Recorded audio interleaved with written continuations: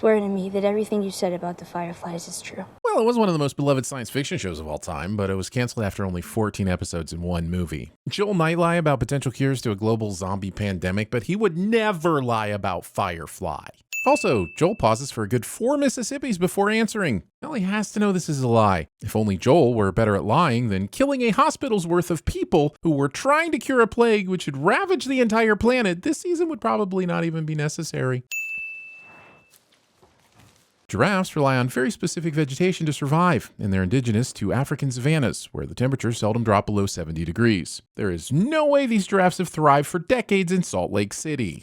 Why would he do this? I heard rumors about some kid he took that was supposedly... That wasn't true. What is true, though, is that cordyceps might have wiped out most of civilization, but thankfully the pronoun gaming is still going strong. 50s, graying, beard, 6 foot tall, scar on his right temple. Oh yeah, they say he's handsome. Reducing Pedro Pascal to handsome. He is sexy and you know it. Slowly. Being this cinematically delayed with your real-life reveals. For all her people know, Abby's talking about the best way to cook a brisket. And to be fair, she would be correct. When we kill him slowly. Joel killed Abby's dad, sure, but he didn't torture him. It was one gunshot. Abby is addicted to the concept of tit for tat.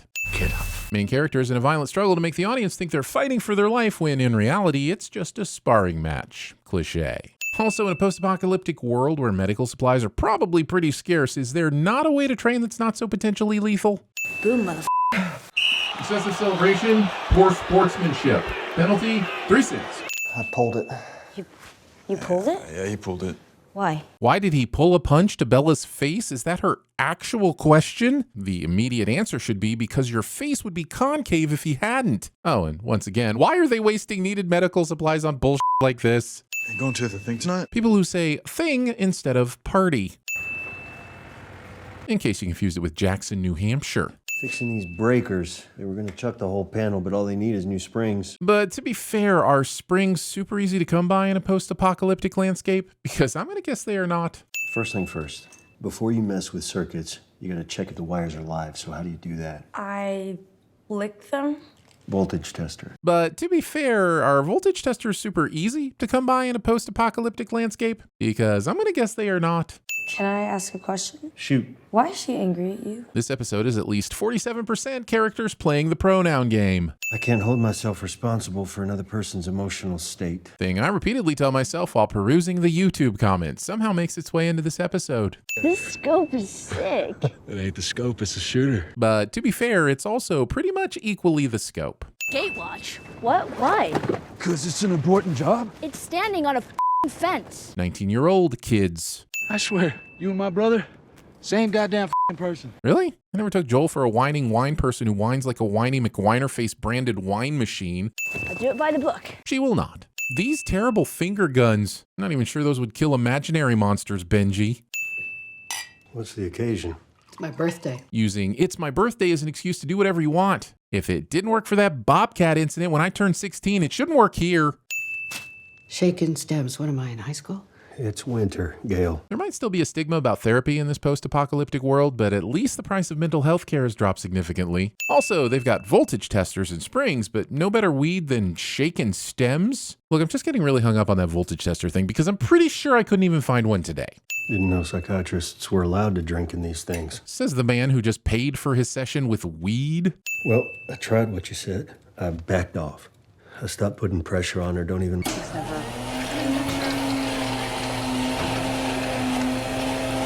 Even Dina asked me today, what's wrong with her? That's not accurate. What Dina asked was... Why is she angry at you? Joel's version makes it seem like Dina was admitting that Ellie was the problem and not Joel. You can already picture Dina, off screen, minding her own business and getting gaslighted upside the head out of nowhere. She talks to me, says, hello, gives me a smile, looks up to me, makes me feel like I'm a good guy, which I am. People who feel the need to reassure those around them that they are in fact good guys. Oh, 19-year-old daughter. She's acting toward me like every 19-year-old daughter has ever acted toward their dad, ever. Gail would be problematic, but still quite excellent at TVSins. What is this, our 5th session? Are you just gonna keep grouching on like this every time? Clearly, Gail has not watched season 1, and I feel like to be the best therapist for Joel, she should have at least done some homework. You shot and killed my husband. You killed Eugene. And you still agreed to be Joel's therapist? How is that in any way on him? Also, regardless of what came first or whether or not the show is technically better, which it is, this series still parallels The Walking Dead so closely, it's sometimes hard to remember which show I'm watching. So if we're gonna mention characters that have never been introduced, how about we don't give them the same name as popular characters from the other series? I don't care if it's Eugene in the video game, they change names all the time. Victor Frankenstein became Henry Frankenstein in the original Universal film, and we all moved on with our lives just fine. I know I should forgive you. Well, I've tried, and I can't because of how you did it. And looking at your face sitting in our home makes me so f***ing angry. Catherine O'Hara. Say the thing you're afraid to say. I can help you. Say it out loud, no matter what it is, no matter how bad. I promise I will help. Expecting someone to trust them with their deepest, darkest secret after telling them you hate their guts and will never forgive them for murdering their husband. Pine tree, gate, mailbox, rocking chair, excitement? Maybe the most unbelievable part of this entire post-apocalyptic world is that cassette tapes were the audio format that survived the fall of mankind. Is that tattoo supposed to be covering the bite mark? Because that tattoo is doing a super shitty job of covering the bite mark. No offense to Tommy's wishes, but if that's how Ellie is walking, then everyone is talking about how Ellie has been bit. Hi. Came to pick you up. Ah, sudden Dora the Explorer. You're doing the Alpine Run. I know a couple of you are new to this trail, so listen up. You're taking Route 191 down to Hoback. Jesse has clearly learned all of his lessons on doling out information from episodes of The Californians. You know you're only like 4 years older than us, right? Underestimating the vast gulf of maturity between a 19-year-old and a 23-year-old. One's working through the freshman 15. The other is spending all their time applying to jobs and being rejected by AI filters that didn't like the keywords in their resume. Jokes aside, can you take things a little more seriously? I've been hanging out with these two for less than 30 minutes, and I already know the answer to this question. Jesse's been around them for the past 5 years. Why is this question? Kat's available. Why would I ask Kat?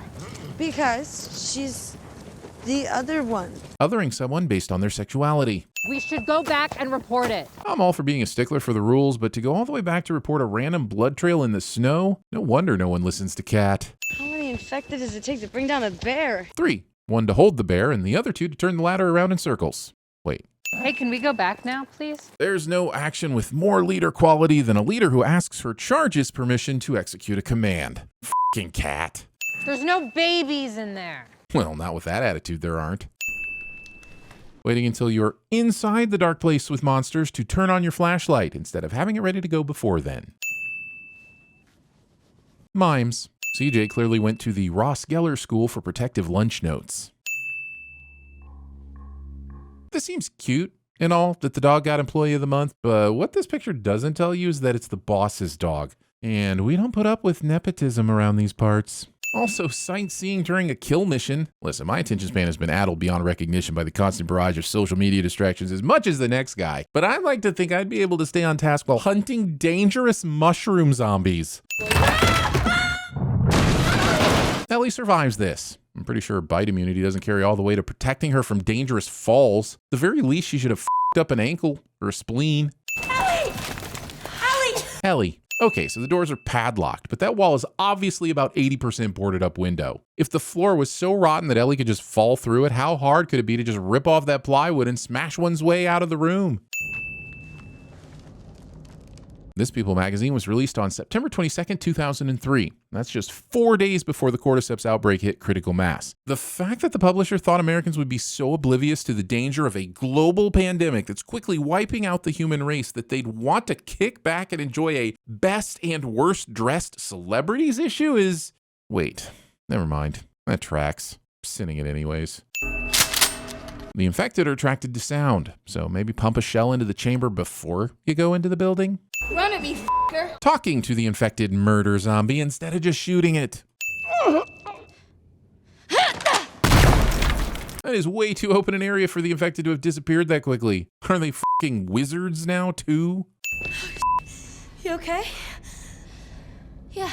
Look, I know Ellie and Dina were breaking the rules to come in here and clear the building on their own, but all those gunshots and Kat and the others just sat outside and did nothing to help. I think it's time to seriously rethink how the town council chooses the leaders for these patrols. Also, Ellie's response isn't immediately followed up with Dina exclaiming, "Oh, hooray! We did it!" And how exactly is you two running into an uncleared building qualify as following the rules? And obeying your captain? Once again, why is everyone being so easy on Kat's responsibility in this situation? She didn't exactly pull them back. I'm now more curious how they've had this many successful scouting scenarios over the last 5 years with this lack of leadership. All right.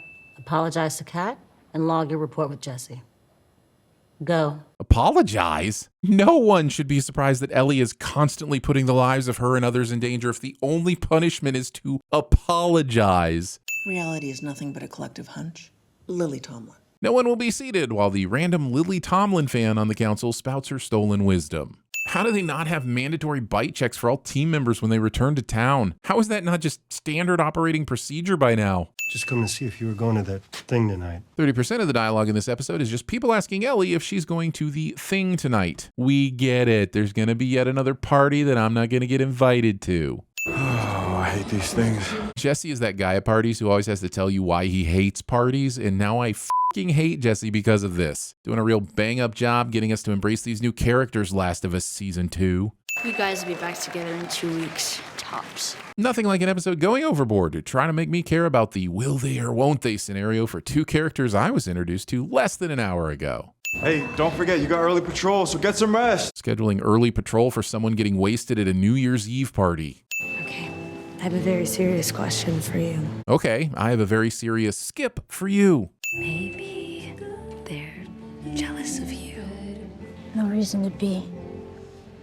I'm not a threat. I get it's a trope to have the main character be oblivious to someone's advances, but this is taking it a bit too far. All that's missing is Sebastian singing in the background. I think they should be terrified of you. Sexy foreshadowing. Forsexing?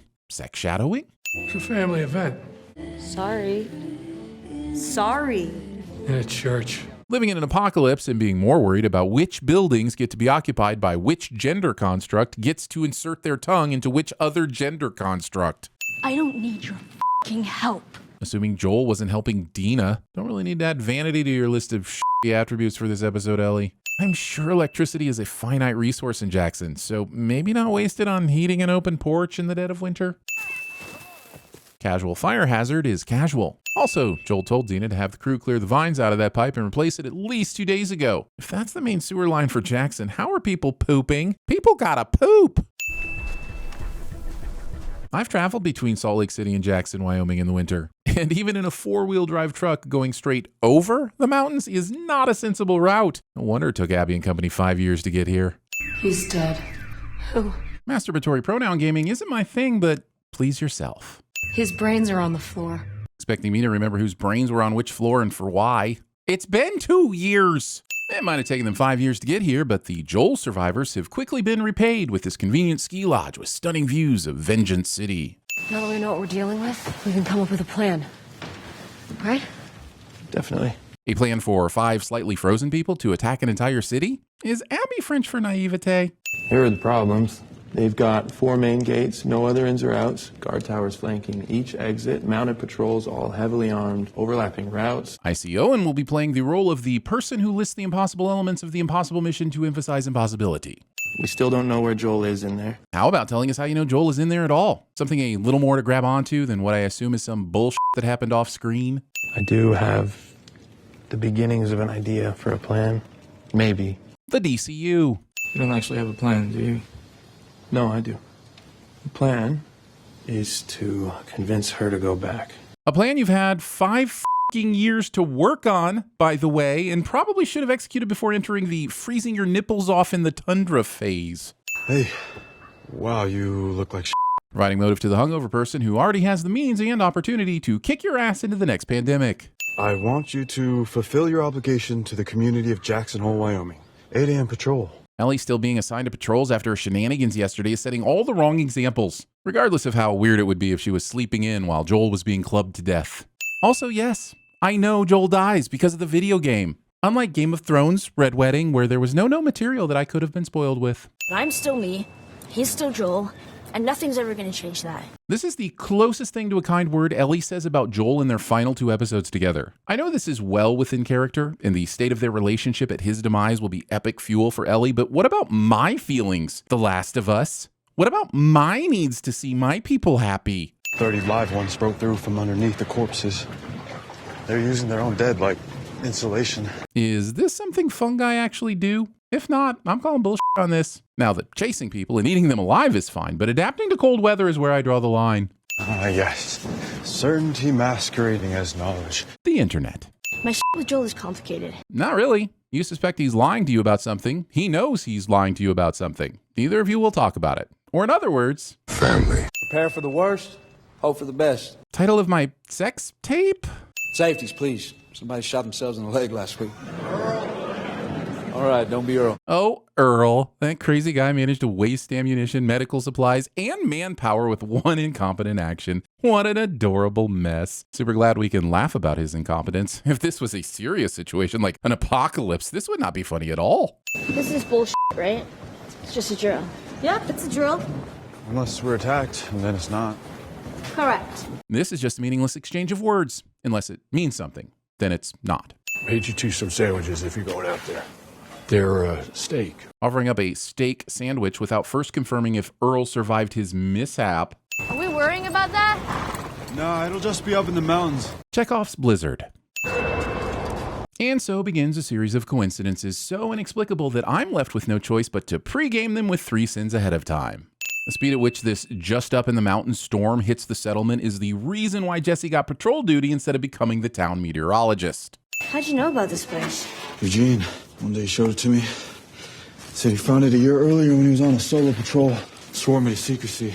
Hiding a well-equipped safe house just because you don't want your wife finding your grow-op is selfish and dumb. I'm starting to think the mysterious reason Joel killed Eugene was because Eugene was a selfish dick. Eugene was a firefly? Yep. At this point, who the hell hasn't been a firefly?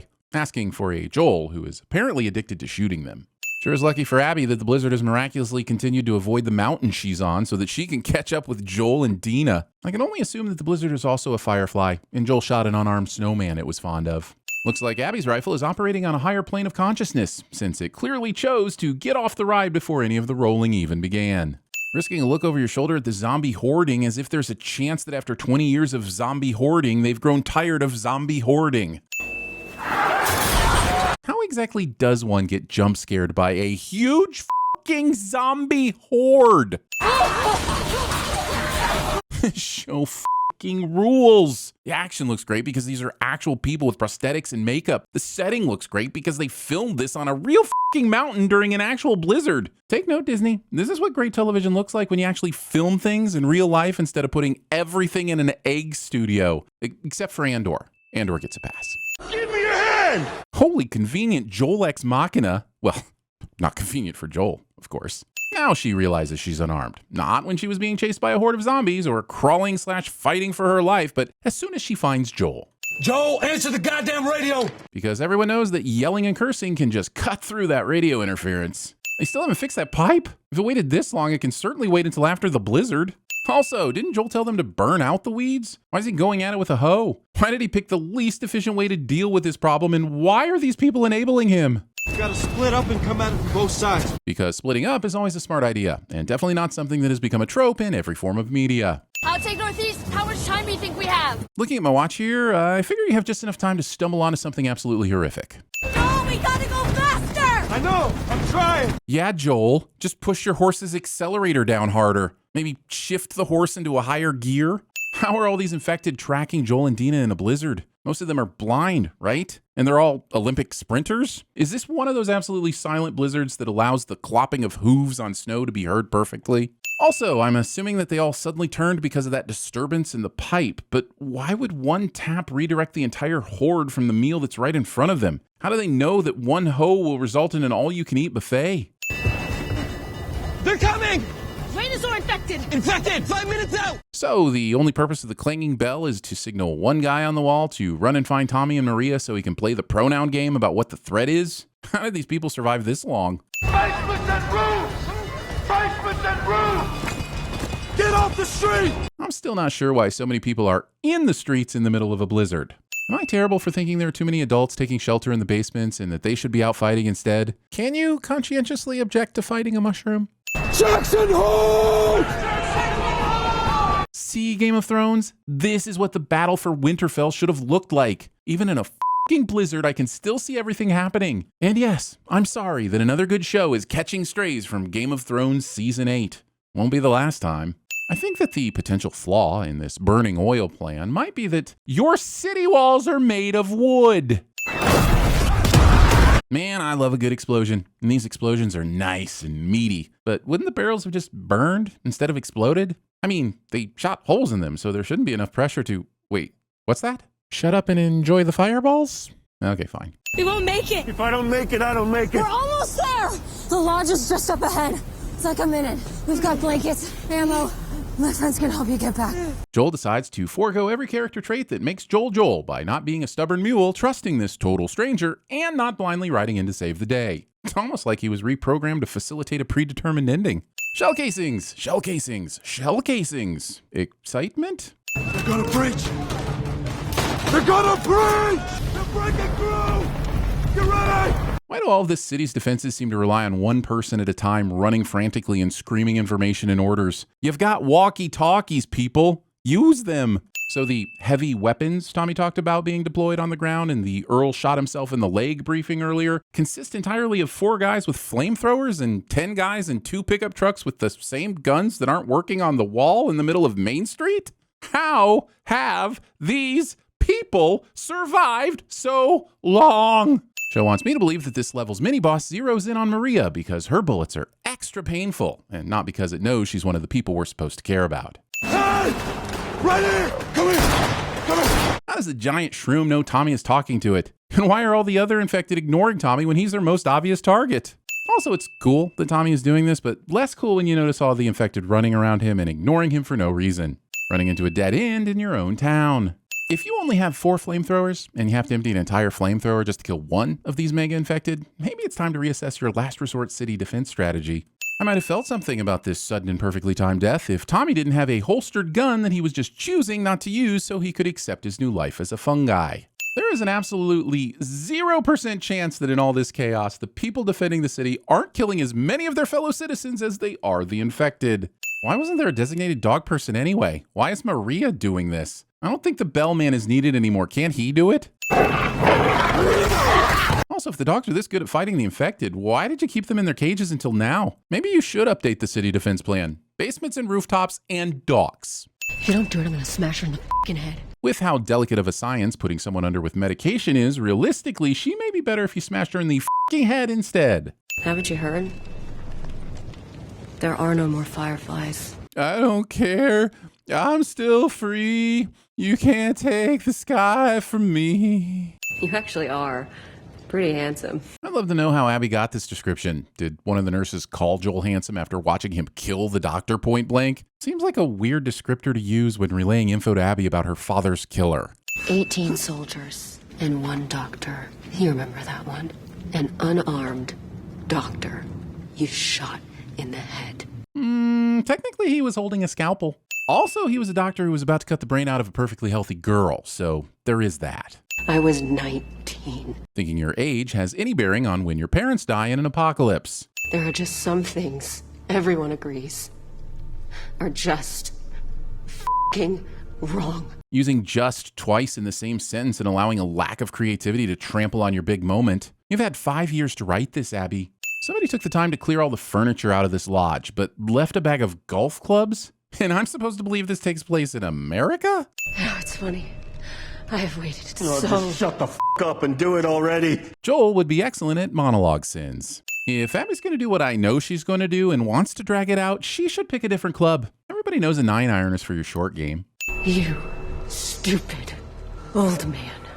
You don't get to rush this. Going to take this opportunity to give Caitlin Deaver a sin-off before her character does something that makes me feel guilty about giving her a sin-off. If your end goal is to kill a guy, but you beat him with a golf club first, does that qualify as foreplay? Having the drop on all your opponents and fumbling it by rushing into the room. Joel, get up. Making physical demands of your extremely injured apocalypse dad. Wasn't there just a blizzard that would kill you if you stayed out in it for more than 20 minutes? But now Abby and her crew are just immune to the cold? Or did the storm die when Joel did? Are they shielded by the flames of vengeance? Wait, shouldn't there be 3 horses? Joel's, Ellie's, and Dina's? I get that Joel, well, he's fine where he is, but why leave one of the horses behind? Also, we can't play it, but we're definitely ending on an Ashley Johnson sings a beautifully delicate cover of a song reminding me that we don't deserve Ashley Johnson. Cliché. Wooden walls that refuse to burn even when there are smoldering piles of infected leaning right up against them. This is going to be tough to watch, especially when she gets to Joel's face. But I guess she's going to focus on his hand for now. Oh, okay, this is going to be even more emotionally gut-wrenching, but it's only appropriate that they leave the tough part for Tommy. Oh, okay. I guess that left arm's just going to be really, really clean, huh? This sheet is only here so Pedro Pascal could have the day off. This scream is absolutely harrowing and truly shows how destroyed, anguished, and shocked I am about losing Joel. I mean, how shocked Ellie is about losing Joel. Oh, damn it. Just take a sin off for storytelling that's good at making the characters matter to me. I mean, matter to each other. Using your stupid, clever fungus intro to remind me that Ellie is without her Joel when I've barely recovered from the previous sin removal.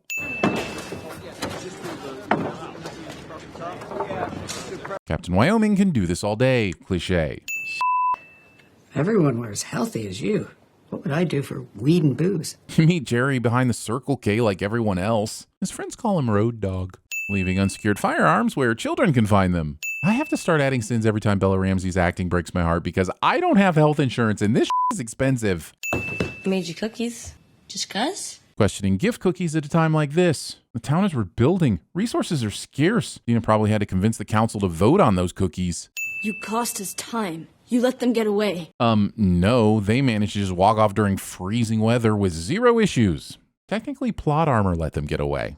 This matching Tupperware set survived the zombie apocalypse when, to date, none has survived my kitchen cabinets. I take it back. Question those cookies. They look like oatmeal raisin. Okay, let's start with names. Manny, Owen, Nora, Abby. People who are this good at remembering names, even under duress, making the rest of us look bad. And then I remembered a story Eugene told me from back when he was a Firefly. Eugene, the great off-screen wonder, posthumously propels the story forward once again. Did he say how small they were? No, but seeing as how no one's ever mentioned them since, I'm guessing small enough for us to handle. But who in this situation would have mentioned them? The Postman? Oh, please tell me this is backdoor prequel to The Postman. And this time around, we'll get a version that includes the town ruled by a sentient artificial intelligence. You hold out information on me again, you got rendering detail for a month. I wouldn't wish that upon my enemies. From the looks of it, I can't imagine this town has nearly enough RAM. Why can't she just keep us safe? The Prophet? Playing the pronoun game when you were just going to tell us her title 2 seconds later. Then can I have a hammer? This is the apocalypse, people. I'm not saying you should give a baby a Glock, but every single person, no matter how old, should already have a weapon. Tell me, you feel safer? Yes. I like a kid who can appreciate a good hammer. She's adorable, and I'm sure nothing bad will happen to her, right? Understand what we're giving you now. Keep you far, far safer than a hammer. Nails? Distance. This group is already showing a lack of commitment to their carpentry theme. Take cover! Your cool whistle system is pointless if you're just going to scream out commands to the group when you're in actual danger. Heard you're on the council now. Yep. I refuse to believe he's on any council other than some kind of cool guys council that decides whether or not you get to sit at their table during lunch. Which is why I keep saying we need to invest more in turkeys and less in chickens. Sure, turkeys are larger, but chickens lay triple the number of eggs per year. And how am I supposed to prove or disprove anything with just the tail end of this argument? But it's an open meeting. The bylaws say that... Maybe we should stick to what everyone else came here to discuss. Yes, but also please reserve time to amend the bylaws to protect us from Scott. Yeah, Joe meant so much to so many of us. Kids. That's what separates us from the raiders and the murderers, our capacity for mercy. Those sons of bitches don't deserve our mercy. They get caught up talking about mercy when the more obvious difference is that you have stuff they want. What, we gotta forgive everybody when they show up and piss in our eye? Certainly not. But a better question no one is asking is how does someone even get into position to piss in your eye? The sin is not exercising more caution when they started unzipping. They came into our house. Technically, they were several miles outside of your houses. I'll accept whatever the council decides. And then the season ended right there in the middle of episode 3. It was short, yes, but wrought with emotion. We all know they can't hit it that far. Can you imagine hating kids so much that you taunt their puny muscles by sitting in the outfield? You want a beer? Get them for Marshall. Considering the currency for therapy in this town has been well established to be weed or booze, I think this outs Marshall as a patient and is clearly a HIPAA violation. I'm supposed to see a shrink myself, to process it all. You could always train someone to become a therapist in between rendering detail. I'm sure there are plenty of people who would like beer and weed in exchange for listening to someone yap. Well, there's a difference between lying and being a liar. Is there? Is there a difference between murdering and being a murderer? Or keeping bees and being a beekeeper? What is the line? Turns out nurture can only do this much. Sure, if you like embracing false dichotomies based on an outdated premise. We all put our pants on one leg at a time, and genes do not act independently of their contexts. Who is it? Dina is doing a great job all episode of interrupting Ellie right in the middle of things, as if through some kind of power of uncanny magical convenience. Provisions. Travel light but smart. Winter coats for beds, jackets for blankets. Ellie has no idea how lucky she is to have Dora on her team and ready to explore the Pacific Northwest. Don't tell me you told Jesse, please. Captain Wyoming? No. I don't think Captain Wyoming is as mocking as the show was hoping it was. It's no Captain Connecticut, but it's still pretty good as far as nicknames go. The best part of never waking up is Folgers on your grave. Trotting, trotting, trotting. Excitement. Your opinion is wrong because Frank Zappa exists. Frank Zappa is one of those musical acts that people rave about, but no one I've ever met has ever heard any songs by him. So, L-M-N-O-P. Are you seriously going to make me do the entire alphabet? Asking this at the letter P. You're more than halfway through the alphabet at this point, Ellie. You bring up these kinds of concerns at E or just stay home on game night. Well, good night. Night. You guys aren't going to sleep in shifts to keep your eye out for, and I cannot stress this enough, the cordyceps zombies? You're gay, I'm not. Are you sure about that? Does it ever strike you as sad? Jesse? Yeah. Has he ever told you why? How is the answer to this not everything? You're living in a post-apocalyptic Wild West where a good day is not having to bury your shit to hide from predators. Ellie? It wasn't that high. Ellie, I refuse to take a hint Williams, everybody. We're close now. Because only someone from Seattle would drive that car. It doesn't even have a moonroof.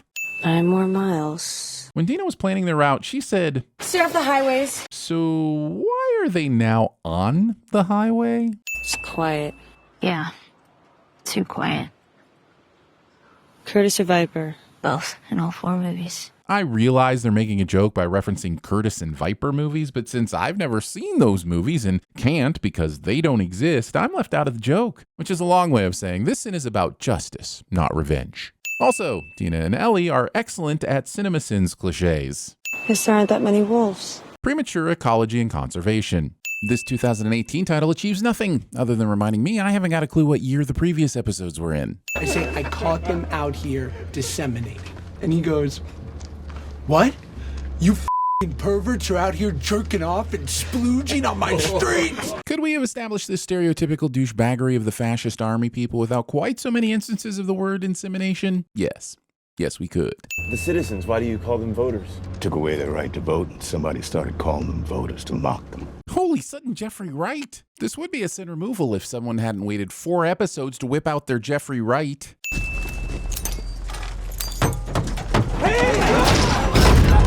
This armored troop carrier locks from the outside for some reason. And if this is a thing, it f***ing shouldn't be.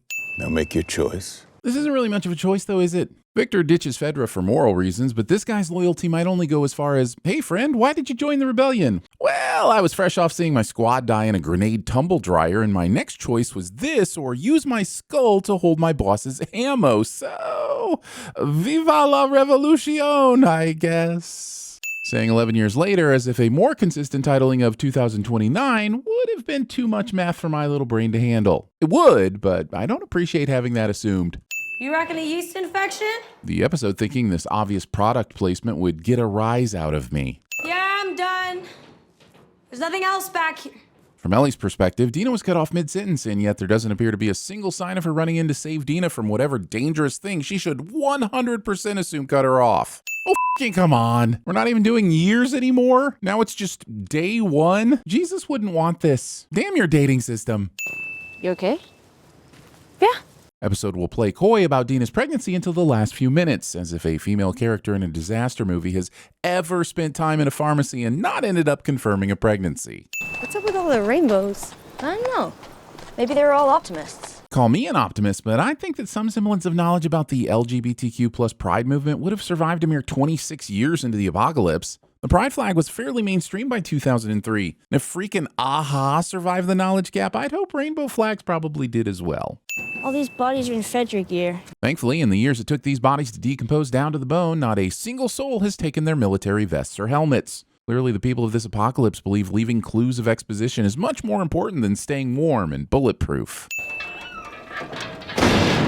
I know accidents happen, but how do you live in an apocalypse where a whisper could get you killed and be this fucking careless about a heavy metal tank hatch in your stealth mission of vengeance? Also kids.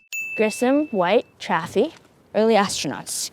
They're supposed to be the first ones to go to the moon, but they never made it off the launch pad. She knows the fucking names of the astronauts who died in the Apollo 1 accident from 1967, but not the meaning of a rainbow flag from, I repeat, 2003? If you paint a sign big enough to be seen from miles away, that means you want people to know that you're there. Which also means, more likely than not, you're prepared. Or it was Banksy.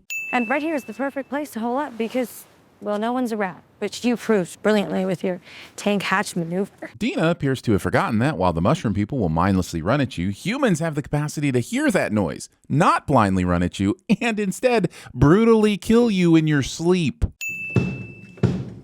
Well, that tank hatch didn't mean instant death, so I guess we're okay to start a fucking band up in here and play all the fucking instruments. Just a jolly day out for all. Shot if somebody tries to kill you. They haven't got a fucking clue what was in this shop, so shouldn't they be clearing it systematically and together instead of nonchalanting their way through the apocalypse?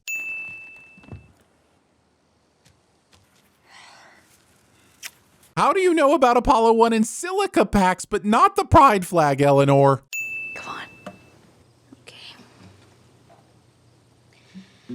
Skip?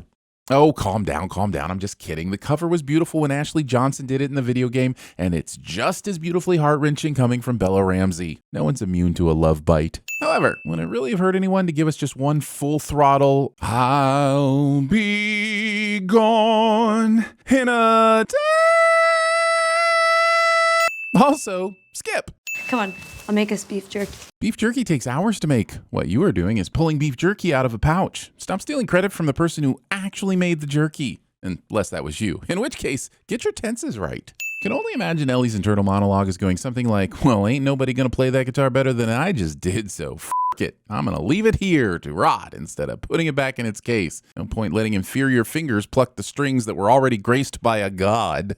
30 years to retirement and pension, but one day I will own a Mauviel saucepan. Episode holds me to that one time I said I'd listen to Jeffrey Wright read the phone book by making me listen to him non sequitur his way through an even more boring topic, premium French cooking utensils. It doesn't retain heat the way cast iron does, which of the two makes copper the inferior choice for interrogations. But if you own Mauviel, you use Mauviel. If I need to pee and the options are a toilet or a Mauviel saucepan, I'm not peeing in the saucepan just because I own it. Hold out your hand. Villain tortures someone as a storytelling shortcut into showing us how villainous they are, or because Jack Bauer made it look really cool in 24. Cliché. Scar got what he deserved. F***ing animal. Thinking now is an appropriate time or place for your Lion King hot takes. We have automatic weapons and hospitals, and you lunatics have bolt-action rifles, bows and arrows, and superstition. So tell me, how are we going to lose? Hubris. And if we run into wolves that weren't in Jackson? Agreed. Being happy to leave any part of your two-person revenge assault plan on a well-armed militia unspoken. Isaac said he wants him live for questioning. Isaac's not here, okay? Disregarding the orders of a man to whom torture has become so routine that he has to spice it up by incorporating a marketing campaign for French copper cooking utensils. I don't give a if it's a woman or a kid. Look, I don't care if it's a fucking baby. Look what they did. Now fan the out. I don't care if it's two women, one of whom is carrying a baby and who just happens to be hiding in here as we arrive, but actually have nothing to do with the attack at all. Sir, that's oddly specific. I said fan out. Apparently, not being taught to check your corners is another reason the Scars can add to their list of how they're going to win this thing. Dina ex Mach Dina. I thought it was supposed to be empty. It was.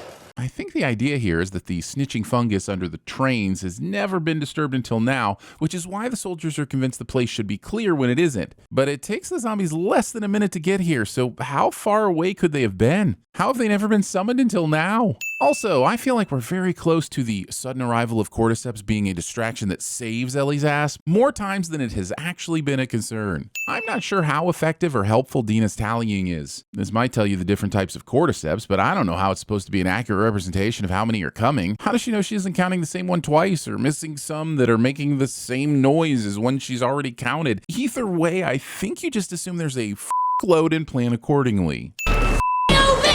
Kids nowadays just assuming that everything is voice activated. Considering that Ellie is the one with the immunity to being bitten, you'd think she'd make sure Dina was ahead of her instead of playing, I don't have to outrun you, I only have to outrun the zombie mushroom. I feel like they should always be wearing long sleeves and padding on missions like this. There's really no reason to give up your exposed skin when you could have shoved the sleeve of a nice cushiony parka into the bitey man's mouth. I watched a really cool behind-the-scenes video about this scene, and apparently they just set up a few cameras in a New York subway at rush hour and were able to use the footage completely as is. What are you doing?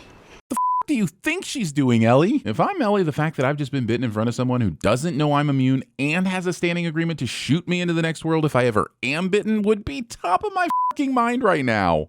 Did you do not fucking shoot me? I always wondered about the wisdom of keeping Ellie's immunity a secret, especially after being in Jackson for so long with people she trusts. Seems like a good way to get killed for no reason. And I'm gonna bandage my arm and I'm gonna go to sleep. You're gonna sit as far away from me as you want, and you're gonna keep that gun pointed on me. Oh, so you get to sleep a solid 6 to 8 hours while I stay up all night waiting to shoot my best friend. No dice, Zombelly. I'm pregnant. Two characters wait until a near-death experience before declaring love for each other cliche. Can't we have a relationship that, I don't know, just starts? Can we not teach people that that's just as special? Can we maybe stop linking shared trauma to romance? When you start to hide little things, they become big things. Dialogue of my sex tape? 2 lines means pregnant. This thing's pretty old. How do you know? And here. You can take 50 positive results and still not be able to trust the at least 26-year-old pregnancy test, Dina. Having more people on your side doesn't make you right if they all happen to be morons. That f***ing thing is still on? Holy shit, I assumed she turned it off. That radio should have been going off the entire time they were being chased and exposed them immediately. Or maybe it's just conveniently turned itself on because it knew there was a climax to share. So we're all having a baby. Been one night with your crush and now you're just co-parenting with her and her ex? A little fast, Ellie. A little fast. You don't have to go. You can stay here. I'm kind of amazed that Ellie still wants to go. She's finally with the woman she's had this huge crush on, is willing to raise a baby with her, but is still committed to this Avenge Joel mission. A mission that is now, by the way, against people who are way more armed than they expected and who are currently in a fight with another group of people who disembowel indiscriminately. The f***, Kelly. Oh, no one's told her she can't respond in this version of the story, have they? Scene doesn't contain a grammatically confusing sign that reads, "Don't dead, open inside." Smoking inside a hospital. My unit is responsible for securing the hospital. I know your orders. I gave them the lease. Trying to remind your superior officer of the orders they gave you. So today, B2, helping for more of the same, I sent another squad down, and I put Leon in charge, because he's my best. I think you meant he was your best, Elise. And yes, I would 100% be the grammar Nazi in a post-apocalyptic scenario. I thought maybe he had been bit. I said, Leon, were you bit? He said it's in the air. Seal us in. This opening scene is so chilling, and Hetine Park absolutely kills it. She makes you question whether 3 minutes of screen time is enough for an Emmy nomination. I knew it wasn't in the vents, or we would have all been infected weeks ago. And how convenient the airborne contaminant hasn't made it into the vents for whatever reason. But by all means, continue operating like it won't. Hospital's a resource we can't afford to lose. In the grand scheme of things, a hospital sitting on top of a deadly spore-filled graveyard may be something worth passing up. Otherwise, it'll just end up being a resource for the mushrooms now puppeting your once complacent bodies. They have a big-ass generator down there. Natural gas, baby. Forcing me to spend half an hour researching how common natural gas generators were across the Pacific Northwest in 2003, and whether natural gas breaks down like gasoline over time. And you know how we feel about research here. Can I help? No. Why? Because I'm stupid? Episode has time for this. Ellie. Yes? When Ellie met Dina. Also, quick question. If the two of them have relocated to this theater now, who's watching Shimmer? I presume she was left locked up in the music store. Does she even have food? Is she just standing there shitting on all the vinyl? I'm starting to think Ellie's superpower is less being immune to cordyceps and more finding playable guitars wherever she goes. They're pretty evenly spread out, so they're watching that entire area. But there's a gap between here and here. Thinking that this is an appropriate time to go shopping at the Gap. Maybe wait until after the revenge quest, Dina?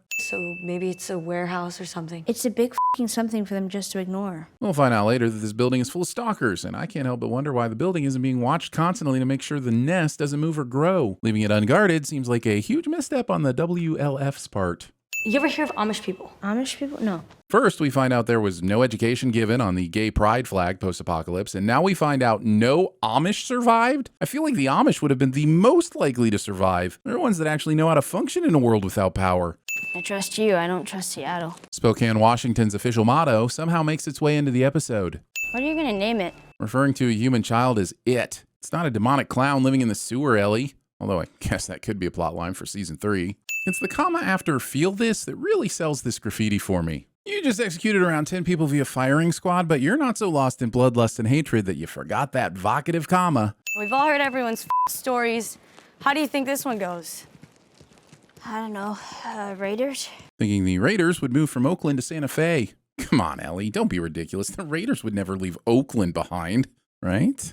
How did you get to Jackson? Doesn't matter. Yeah, because why would anyone want to see the daring escape Dina made after her family was butchered by a bunch of raiders? Let's instead dedicate the next hour of Last of Us to find out how Joel taught Ellie to play guitar. I'll go back if you want, and I'll keep going if you want.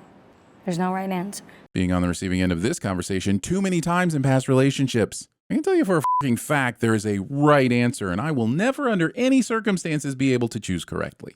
Keep going. At least for the next 15 minutes before you're removed from the episode by force. I'm gonna take a peek. Yeah, you should do that. Because you're the one who can't get infected. Ellie throws this immunity around like she can't be killed. But she can absolutely be killed. Most of these spore zombies don't just take one bite and move on. Just because one can't get infected doesn't mean one can't get eaten.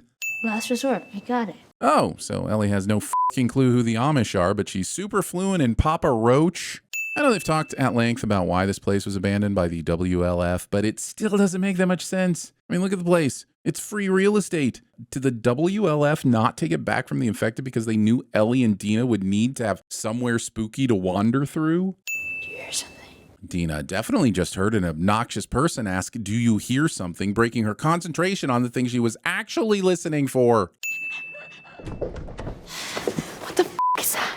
And why is it hiding? Asking silly questions instead of just getting the f*** out of the room into safety. Who are you, Dina? Dora the Explorer? I think it's a smart one. Like the one that stalked me at the supermarket. Okay, but you kill that one, so we can kill this one too, right? Thinking that all results achieved by the protagonist are instantly repeatable. Now that f***er's gonna try to flank us. So I say we flank it first. We split up. Characters in horror scenarios in the year of our Lord 2025 still believing that splitting up is a good idea. Go! Sure was nice of the spore zombies to wait for Ellie and Dina to make a plan and kiss. Not only are these the smart ones, but they're apparently full of compassion as well. Jesse Ex Machina. The park! We can lose them in there! Come on! Stealing your escape strategy from Home Alone 2. Stop! We don't go in there. Shouldn't the rest of the squad know that, or are you just telling them you don't go in there? And why not? Spending time in nature is very important for mental and physical health. Can't be all firing squads and burn pits. How did you find us? The map you left in the theater. But how would Jesse know if the map was new or old? How did he know Dina made that map? What would he have done if Dina and Ellie decided to go back for Shimmer instead of leaving for the warehouse when they did? There are just too many variables that I'll have to file under This Works. He is nested in sin. Nested? Is there a requirement for creepy cult leaders that all their dialogue must be cranked up to 11 on the obtuse verbiage scale? Building an intricate pulley system to disembowel people. It's both impressive and unnecessarily convoluted and lazy. How are you free? Bring a person in the same way you'd prep a fish for market. I'll leave them away. Get her out. Ellie living under the belief that being immune to cordyceps is the same thing as being immune to arrows. May she guide us. May she guide us. Creepy cults converse creepy catchphrases. Cliche. Ellie conveniently finding a perfectly hollow tree stump to hide in seconds before being caught is convenient. Come on, Bonnie. Naming your dog after a Vampire Diaries character and picking Bonnie instead of... No, wait. Bonnie was the right choice. So here's a sin for Caroline and Elena not measuring up to her. It was a critter or something. All clear.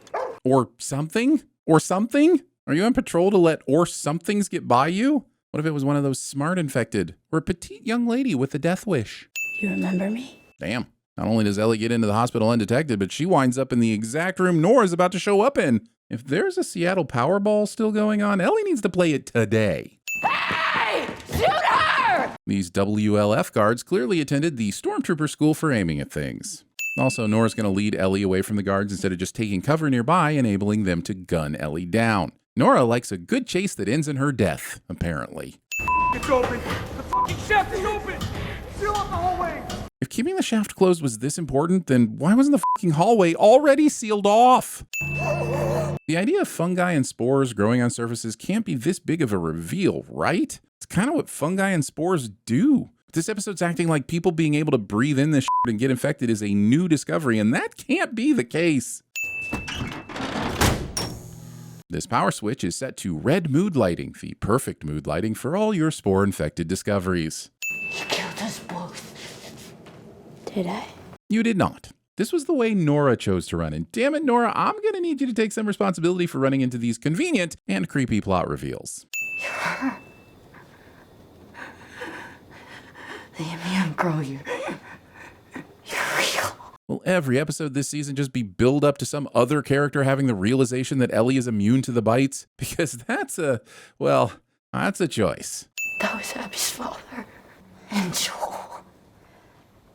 Joel shot him in the head. That's why we decided to torture Joel instead of granting him the same quick end he gave to Abby's father, because we're good people. Where's Abby? Does Ellie honestly think that Nora's going to tell her where Abby is after Ellie's reveal of knowing that Joel murdered Abby's father? Why is this question? Where is she? In an episode filled with rotting corpses, disembowelment, sneaky mushroom people, and fungi murals, this is the part that disturbed me the most, and this is sin removal impressive. But also stealing your lines from Batman. Hey, kiddo. I understand this is a lead up to a flashback episode, but the series testing our intelligence by treating this moment like Bobby Ewing just got out of the shower is very fucking annoying. I'm gonna get to bed. No, you're not. I will. So, rough upbringing is the origin story of your habitual use of the noble lie. Fair enough, Joel, but is taking the fall for your brother's Mary Jane the same as mass murder? What do you say we debate that at my next dinner party? You can sit next to Loki and Negan. But I'm doing a little better than my father did. And you know, when it's your turn, I hope you do a little better than me. Logically, I know that Tony Dalton is not Pedro Pascal's father. Like, fundamentally, I know that. But in this 3 minutes of screen time, Tony Dalton absolutely stole this scene and convinced me he was Pedro Pascal's father. One cent off for this man who's doing a little better than his dad did.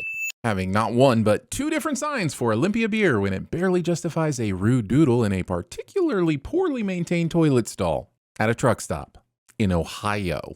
I'll be Lego is a famously versatile toy, and I guess options post Fungus Among Us are limited, but this I would not recommend. How'd you find them? Searched the old homes out by Hoback. I searched those homes. Well, I know where to look because I'm a smuggler. Implying that the end times will result in people hiding their Lego sets the way smugglers hide, well, whatever smugglers hide. Toilet paper? Is it still toilet paper? You're, I wasn't always this. I was a cop. Oh, so you're saying you're more used to planting items rather than finding them. Okay, got it. Sawing, cutting, engraving. Sentimental mint? Let's hope Seth bakes better than he spells. Kids. Used a Dremel to carve the, well, that's a rotary drill, or could be a saw depending on the tip, but actually it's a pretty versatile tool. Episode has time for Joel to pitch his woodworking vlog. No, I don't sing. It's my f***ing birthday, man. See what you got. Ellie's immunity gets all the press, but her true superpower appears to be bullying much older people into doing things she wants them to do. All my stolen missing parts. This is the third time a character has played a guitar and sang in 6 episodes. I fear season 2 is just one more song away from being classified as a musical, which I do not want. Well, that didn't suck. Agreed. What does suck is Joel keeping quiet about being a ghostwriter for Pearl Jam. The song he just sang, Future Days, came out in 2013, a full 10 years into the supposed apocalypse. Unless we're saying Pearl Jam survived and is still putting out music, presumably on Sportify. I see the way you look at him. I got a keen eye for these sort of things. Joel does not, and should probably stick with Dremels and the tools he does understand. Does anyone talk to you about the birds and the bees? Oh, you mean dicks and vaginas? Jesus. Joel reacting as if Ellie said and Is it real? It's real. That one went up and back. Apollo 15, 1971. Unless he took her on a really long birthday walk, we can chalk up another occasion of Joel lying to Ellie. The Apollo 15 module isn't stored in Wyoming. It's in the National Museum of the U.S. Air Force in Dayton, Ohio. Pick one. There has got to be a better way to access these priceless relics of society other than with a rock through glass. A better way like leaving them the f*** alone springs to mind. Also, if Joel really loved Ellie, he would have had that helmet ready for her. I'm getting more and more convinced he deserved a bigger golf club. You okay? What could Ellie possibly be looking at? Oh, a cloud of symbolism, of course. Maybe it's a good thing for you to have your own space.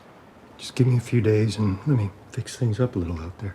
Yada-yading how Joel gets the precious post-apocalyptic supplies to create Ellie's ramshackle den. There is no way he has nearly enough Legos to afford this. I'll grab my coat. And a gun. Thinking that Ellie needs to be reminded to bring a gun. I assume she has 6 on her at all times. There's a little squirrel f***ing a big squirrel. Weirdest how's the peeping ever. Ellie, it's not safe. Go back. I'm not your f***ing kid, Joel. I'm your partner.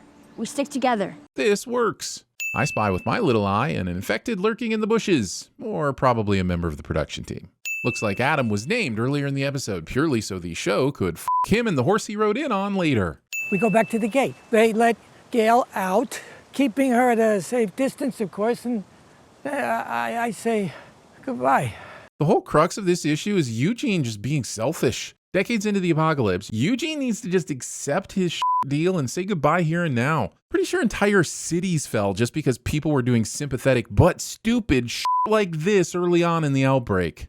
However, Joel's being a dick too. You can kill a cordyceps with a single headshot, so it feels like the risk is pretty low for the sake of this poor bastard being able to see his wife one more time. Yes, this sin contradicts the previous sin. No one said this was fair, that I played by a rule book, until such time as it serves me to do so. Or not. You're empty. Nice try, Joel, but Agent Smith said that to Neo, not to Cypher. Also kind of weird that Joel didn't let loose as soon as Eugene reached for his weapon. Would have saved him at least 2 awkward conversations, too. He has time. We tie him up and we bring him back. Tying him up still leaves his mouth exposed, though. And that's kind of how the infected get you. I'll start walking with him. We'll meet up with you. I promise. Oof. And that's the moment Ellie realizes Joel is full of shit. He really should have said literally any other word, or shut up and do as I say, kid. Oh, look, Ellie found them, even though Joel deliberately misled Eugene in order to kill him, and she's never been out on patrol before. That's awfully convenient. Not for Joel, but, you know, for the drama. There's Eugene, but what about Adam, Joel? What about his loved ones? He's probably still on that horse being, what about the horse? He was brave, and he ended it himself. Better hope they never take a look at the body, or Joel's going to have some awkward explaining to do regarding how Eugene contorted his way into shooting himself in the back of his own head with a hunting rifle. That's not what happened. He begged to see you. He had time.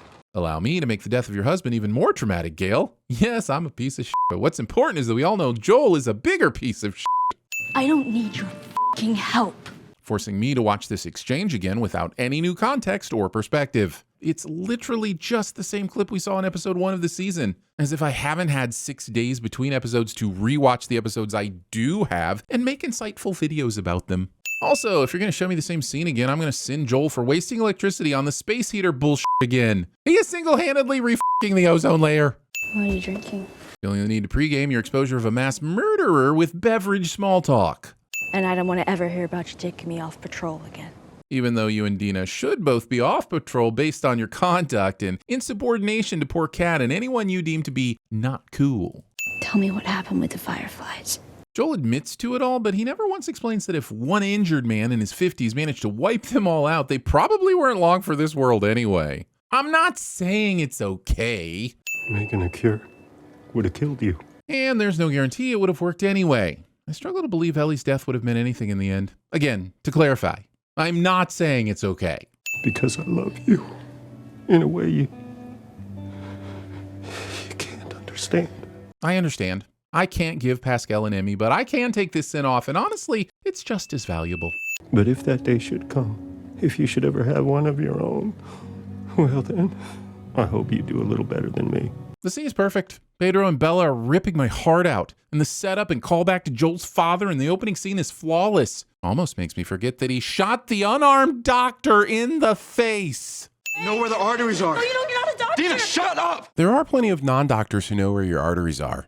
Nurses, EMTs, mosquitoes. What's the name of your horse? Shimmer, I'm alone. Open the door. Naming your horse Shimmer, I'm alone, open the f***ing door. The poor creature. Forgetting the comma between thanks and Seattle. This is why I can't take graffiti artists seriously. Waking up a pregnant woman who just had an arrow pushed through her leg. Is the baby? It's okay. How do you know? Do you want her to get an ultrasound or something? The baby's fine. This show is dark, but it's not dark enough to kill an unborn baby, right?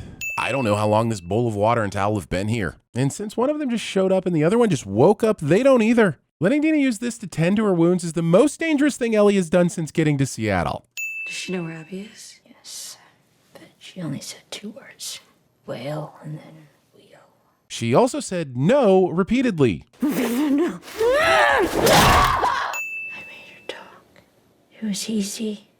I just kept hurting her. Show treats torturing people like I treat Pringles. Once you pop a kneecap, you just can't stop. It was a long time ago, before I came to Jackson. There was a Firefly base in Salt Lake City. Hold up. The hospital in Salt Lake City happened after you had already visited Jackson the first time. That is where Tommy gave you the information about the university, where you found the map to Salt Lake City. Just saying the difference between came to Jackson and settled down in Jackson is important to some people. And by some people, I mean me. And he killed everyone in the hospital. Everyone. Actually, Joel spared the 3 other medical staff in the operating room that day. Ellie may not know all the details from that day, but if Abby knew to look for Joel, then there had to be witnesses who identified him. Set designers had to kill a perfectly good soccer ball for this shot. Theater marquee misspells Abby. Found the place you stashed Shimmer. Oh yeah, the poor creature's been trapped in a tiny record store for 3 days. Free Shimmer! None of this has to change things between us. Everything changing doesn't have to change things. Jesse would be Captain Word Usage at TVSins. I'm gonna be a father, which means I can't die. Premature celebration. This noisy screaming doesn't immediately attract a horde of infected. I'm starting to think they only come out when the script needs them to. You can just tell that the wolves haven't continued with the $1.50 hot dog and soda combo. Any word on Abby? Not since she played golf with Joel's entire body. And it's kind of hard to sin the show properly when you know they're withholding evidence. I guess it will all make sense in 2 to 3 years. Here we are again. You and me in bad f***ing weather. If you're going to point out an overdependence on inclement weather to create dramatic backdrops for conflict, I guess I'll add a sin for it. You had an I Spy book right there. It was right f***ing there. Motivating mural mentions mining for morals.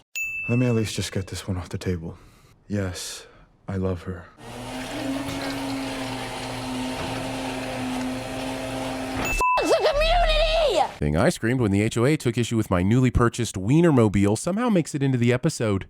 My community was beaten to death in front of me. Technically, you arrived after Joel had already been beaten. The Seattle Great Wheel, which we see here in the distance, was built in 2012, nearly a decade after the show's outbreak started. With those kind of priorities, it's no wonder the city ended up with wolves and scars.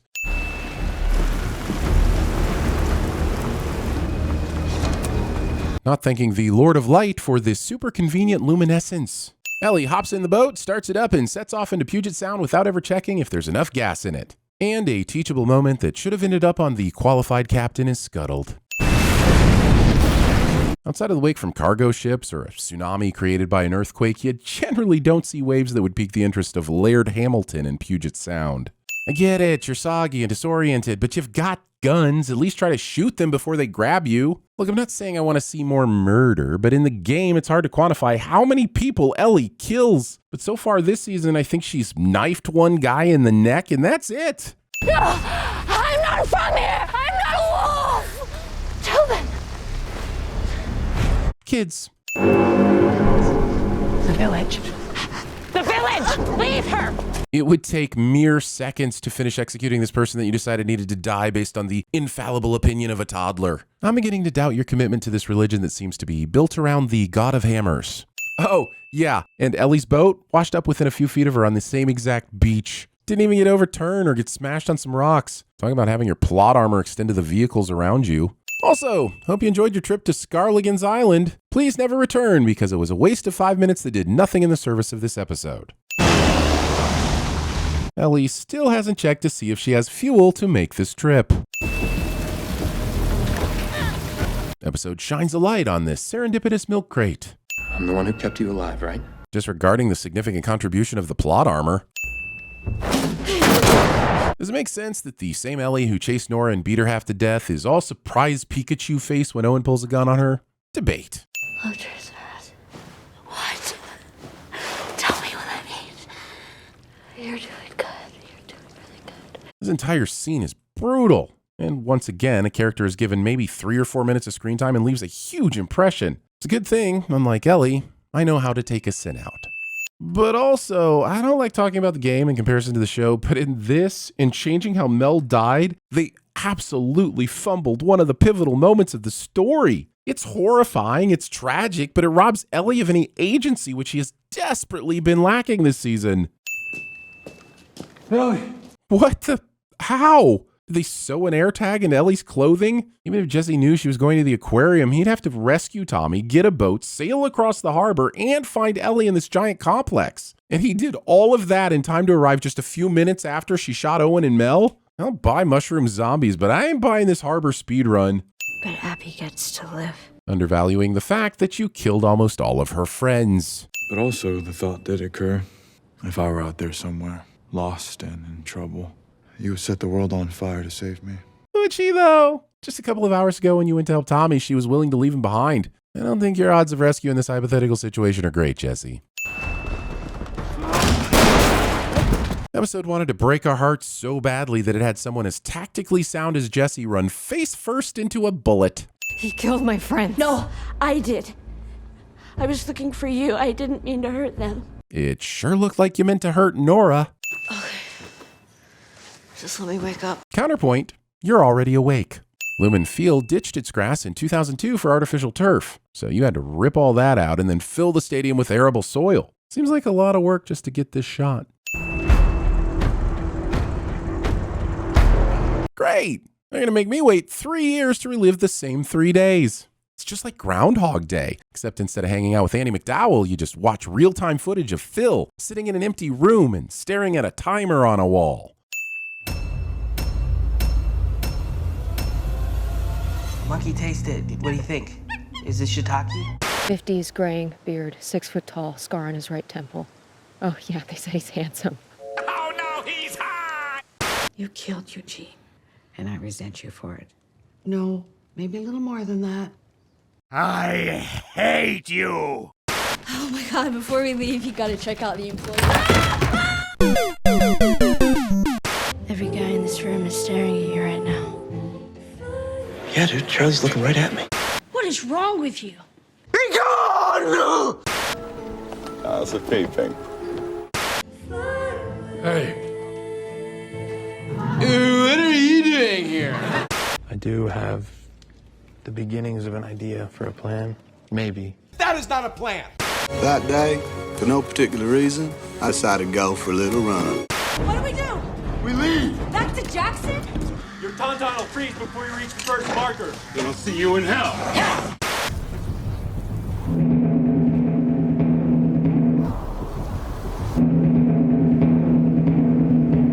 Don't shoot him! Let him burn!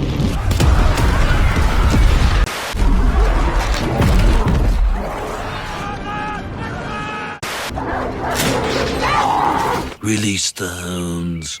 You stupid old man. When 900 years old you reach, look as good you will not. Then can I have a hammer? I don't know. Can you?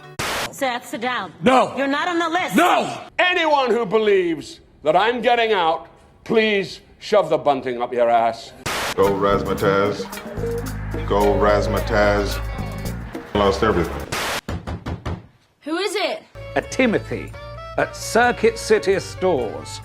So, what's your plan? I'm gonna steal the Declaration of Independence. Okay, so what am I supposed to do?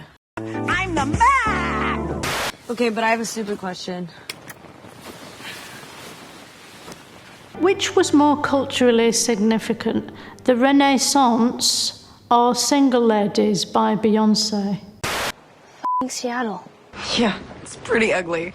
You rocking a yeast infection? Bullets Over Broadway was on TV. I came down with a big old Diane Weist infection. You know, I never understood all these elaborate tortures. It's the simplest thing to cause more pain than a man can possibly endure. She watches over me. You dressing down to blend in or something? You look like a f***ing duck hunter. Where are the scars attacking next? There are 4 lights! You don't know me, but I know you. I want to play a game. I want out of each and every one of you is a hard target search of every gas station, residence, warehouse, farmhouse, hen house, outhouse, or doghouse in that area. I'm pregnant. Mother puss bucket. I'm sorry about your son. We don't have a son. Can I help? No. Why? Because I'm stupid? Did I stutter? Ellie. Yes. Come with me if you want to live. The park! We can lose him in there! Grown men come in the park and don't leave alive. You killed us both. I missed the part where that's my problem. Cake or death? Cake, please. Used a Dremel to carve the, well, that's a rotary drill. I know more than you. Ignition sequence start. I'm an alien! I'm an alien! Ludicrous speed! Go!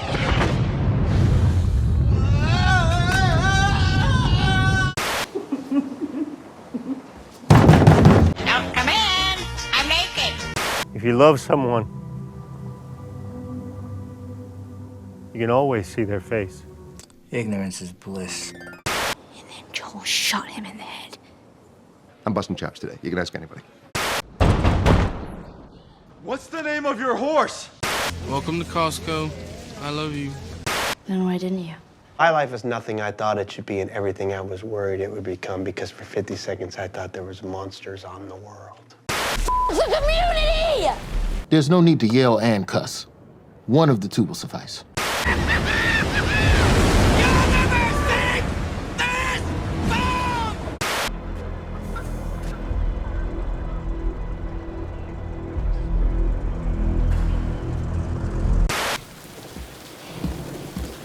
Huh, that's a step up.